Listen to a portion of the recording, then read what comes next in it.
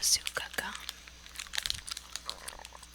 They actually didn't have this gum at Target for like, I don't know, 3 months or something. People have been asking for gum chewing videos, and although I guess I could have used any gum, this one is one of the only ones that I've found that doesn't have aspartame in them. And I don't like using the artificial sweeteners, and literally every gum on the market has artificial sweeteners because of, the dental association or whatever. But this one, even though it might not be the best for your teeth, just uses sugar. Now they do have, well, let me see if I have the other one.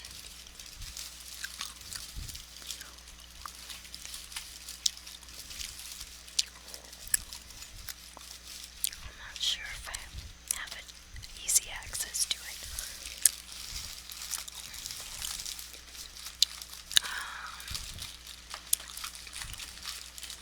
Oh, I feel it. Let me see.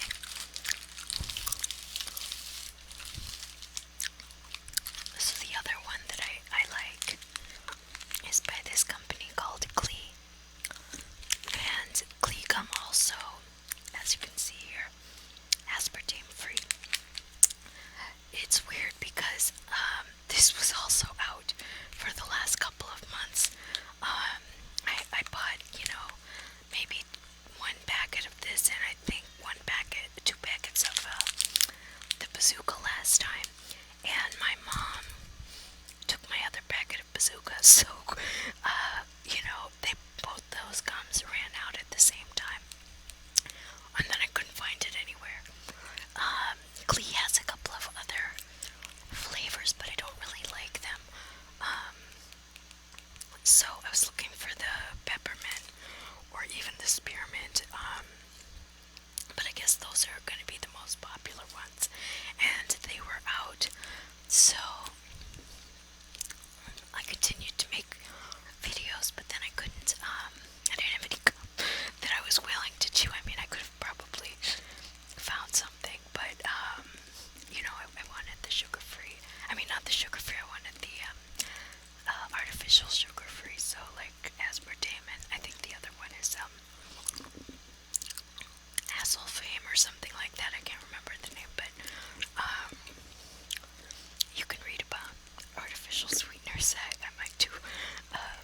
I'm sure I've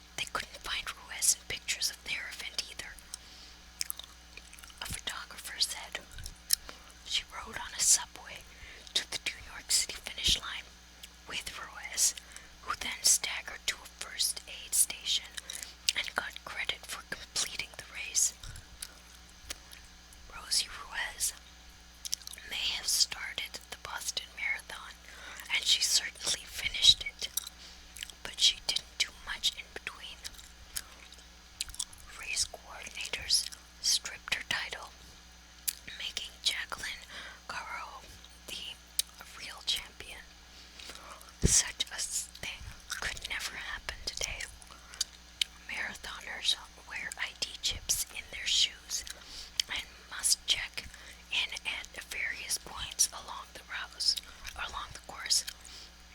Ruiz has lived a troubled life since 1980. She was arrested in 1982 for embezzling funds from her employer, and in 1983 for selling cocaine to undercover policemen at a Miami hotel. She has never confessed to cheating her way to a brief moment of glory. So, this image is Boston police officers help an exhausted looking Ruiz, and I mean, she's doing a good act right here, but you can see that her shirt's totally dry. I mean, she's got a little bit, I guess, moisture here, but when you see people at marathons, I've seen people at the finish line of what is that marathon called? Ironman, that is held in Kona, and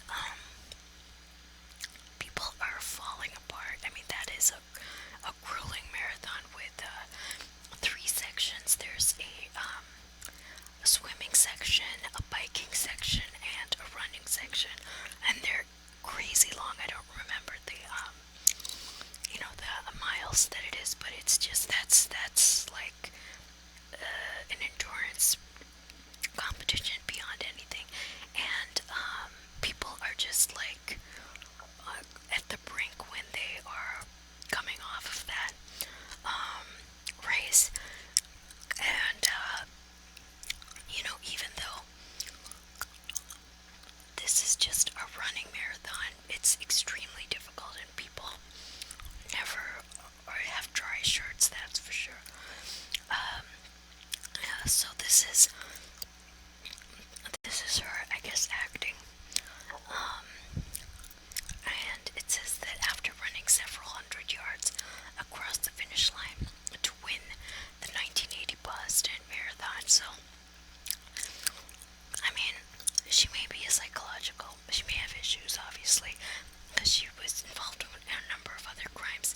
But what's weird is I don't actually know if there was a money prize, because a lot of these marathons, at least I'm pretty sure the Ironman and maybe some other one, there was you win something, like there's a monetary gain for the professional marathoners, and I'm not sure if the Boston Marathon also, if the winners from each division actually gain some money, because all of her other crimes seem to be money oriented, like the embezzling funds from her employer and selling cocaine and whatever. She was always, it seems to be looking for ways to scam the system so that she could make money. It might not actually be that she just wanted the glory factor, but that could have played a role in it. She must have figured that, because if you've seen the city marathons, the way that they're organized, they're going through a city. There are various points that literally a person can just jump in, because there are only, at least in the old marathons, there are only like barricades. There's nothing like you don't have to climb a fence or anything. This is just their run on the city streets. So there are points along the way where there are not huge crowds. Crowds tend to congregate in certain areas where they've set up stands, like water stands and things like that.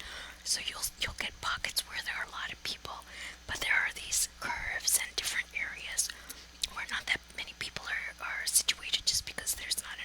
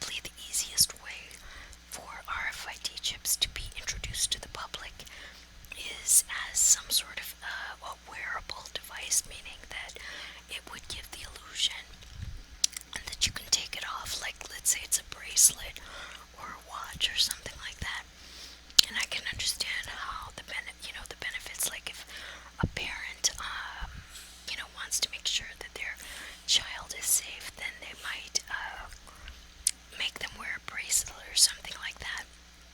But then they can take it off. So what I was saying is that against insertion, because inserting it under the skin is actually pretty dangerous. There are a lot of side effects, and so I was wondering how come they don't introduce it as a removable thing, like something that you could just put on. So I'm surprised that they have these chips that they put in those runners' shoes so that they can track their location as they're running.